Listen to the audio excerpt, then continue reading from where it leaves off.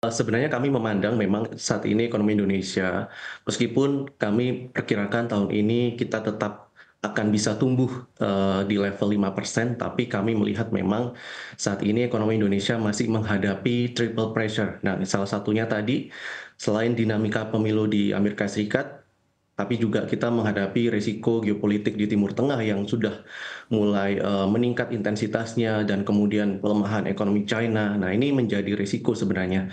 Nah, tapi kami mencatat memang beberapa hal ini masih menjadi, apa ya, mungkin mendukung kita bisa tumbuh di level 5%. Nah, beberapa di antaranya yaitu kita melihat memang meskipun outlook terhadap ekonomi China di tahun ini diperkirakan tidak akan bisa mencapai level target pertumbuhan yang ditetapkan oleh pemerintah China, tapi kami mencatat beberapa indikator yang menyebabkan ekonomi China pada Oktober ini kita perkirakan akan ini juga kami catat memang ada beberapa indikator yang pulih dari sisi ekonomi China seperti indeks manufaktur di bulan Oktober yang kembali ekspansif. Nah, ini juga sejalan dengan beberapa kebijakan stimulus yang digelontorkan oleh pemerintah China maupun Bank Sentral China yang tujuannya untuk kembali memulihkan perekonomian China. Nah, ini yang menjadi peluang sebenarnya bagi kita.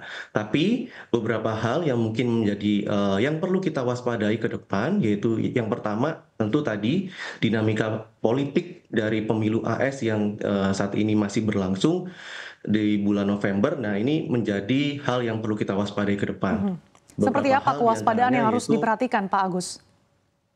ya, ya beberapa diantaranya seperti mungkin ya kita perlu waspada dari sisi misalkan kita melihat ada risiko jika Trump memenangkan kontestasi politik di AS. Nah, ini kami melihat memang ada beberapa risiko negatif bagi ekonomi Indonesia.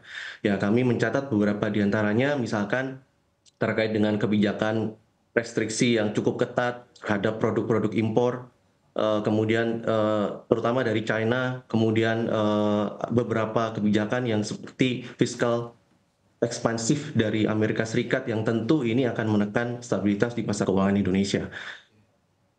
Baik, saya akan ke Pak Iwan. Bagaimana dari Apindo, para pengusaha mengantisipasi terkait dengan dinamika sentimen-sentimen global mulai dari terkait dengan perekonomian China hingga pemilu di Amerika Serikat, Pak Iwan? Ya, tadi sudah saya sampaikan bahwa kondisi ekonomi kita tentu tidak independen ya, kita terkait dengan situasi global dan itu tentu menjadi perhatian kita ya. Tadi juga sudah disampaikan masalah di Cina, kalau dia terus mundur, Cina ini kan pasar yang sangat besar bagi Indonesia. Jadi harapannya pemerintah Cina itu bisa memperbaiki ekonominya, dengan demikian tentu permintaan terhadap produk-produk ekspor Indonesia akan membaik. Sementara perang Teluk itu juga mengkhawatirkan ya, kalau itu terus-menerus seperti itu sudah pasti sangat mengganggu ekonomi global ya, bukan saja dari sisi logistik yang terganggu, tetapi juga energi. Nanti kalau harga minyak terus melambung, tentu pengaruhnya sangat signifikan bagi seluruh ekonomi di dunia. Demikian juga Eropa. Eropa ya mungkin sudah ada aktivitas ekonomi yang membaik ya, kita harapkan di sana terutama untuk sektor-sektor retail atau sektor-sektor apa manufacturing, tekstil dan Baik. sebagainya menjadi pasar kita itu bisa lebih baik. Nah, untuk Amerika ini terus terang salah satu yang kita khawatirkan adalah nanti kalau muncul kebijakan proteksionis ya oleh presiden, nanti kalau ada perubahan. Nah, ketika dia proteksionis tentu akan sangat membatasi ekspor kita ke sana. Ini yang mungkin perlu dilihat ya, kita secara bersama-sama memperhatikan perkembangan itu. Oke, saya akan ke Pak Agus. Pak Agus, di tengah berbagai dinamika global, bagaimana Anda melihat ekspektasi pelaku pasar terhadap pemangkasan suku bunga acuan The Fed dan berapa kira-kira besaran dan juga timingnya, dan apakah ini juga nantinya akan diikuti oleh Bank Indonesia, mengingat kalau kita lihat dalam 2 pekan terakhir rupiah terus bergerak melemah bahkan sudah menembus 15.700, Pak Agus. Ya, dari kacamata kami, memang kami masih mempertahankan proyeksi kami, terutama bagi The Fed, yang akan kembali memangkas suku bunga sebesar 25 basis poin pada bulan November ini. Kemudian selanjutnya akan diikuti oleh pemangkasan sebesar 25 basis poin lagi di Desember 2024.